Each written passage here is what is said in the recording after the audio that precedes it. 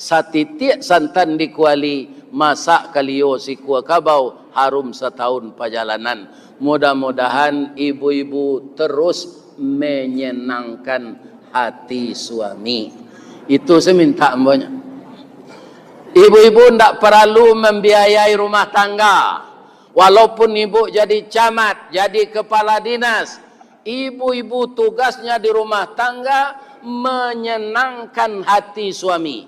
In nazara ilaiha syarrathu. Apabila dia memandang kepada suaminya, hati suaminya sanang bana.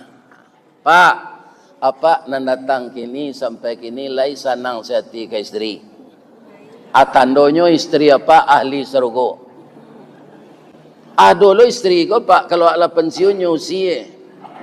Ko ayamang dak batalu ko dole ndak donan ke diarok